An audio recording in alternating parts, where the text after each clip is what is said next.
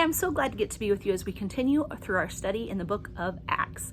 Today we're in Acts chapter 27, verses 13 through 26. And I got to be honest, I don't always follow along every single week real well day to day with our Acts study. I did check yesterday so that I can know that Rick left y'all on a cliffhanger. But this has been one of those weeks when I haven't been right on top of it. And then the Lord has me prepare this scripture tonight to do this devotion for you.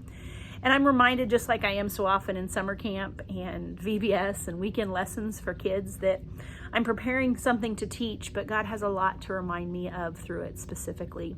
So I hope that happens with you as well as we continue through the book of Acts or whatever study and devotion you continue to do, that you are reading His Word and He is speaking to you so loudly and clearly through it. And so today I'm really encouraged by the things that God had me encouraged through. And so I'm glad to get to share this with you. So in this, we know that Paul and the individuals on the ship have set off, even though it's a difficult time of year for them to be traveling. And so they think things are going well with the gentle wind as it starts.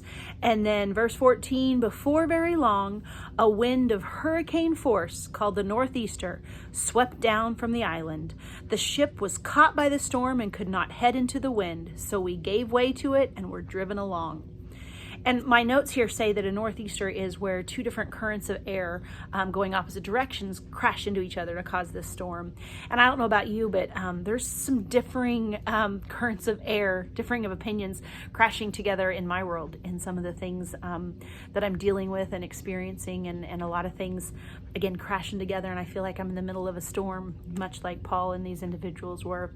In the next few verses, it continues to talk about the intensity of the storm and the things that the men did to try and save the ship, and the things that they had to throw overboard, and just how crazy it got. It says in verse 20, when neither sun nor stars appeared for many days and the storm continued raging, we finally gave up all hope of being saved. And here it is in the middle of the storm, and it's continued to go on for so long, and they're feeling overwhelmed, and now they've lost things off of the ship, and now they've lost hope. And after the men had gone a long time without food, Paul stood up before them and said, men, you should have taken my advice not to sail from Crete. Then you would have spared yourselves this damage and loss. But now I urge you to keep up your courage, because not one of you will be lost, only the ship will be destroyed. Last night, an angel of God, whose I am and whom I serve, stood beside me and said, do not be afraid, Paul. You must stand trial before Caesar, and God has graciously given you the lives of all who sail with you. So keep up your courage, men, for I have faith in God that it will happen just as He told me. So in the middle of this storm, Paul doesn't stand up to say, I told you so. Paul stands up so that they will listen and they will hear that he serves a mighty God who has promised to save them.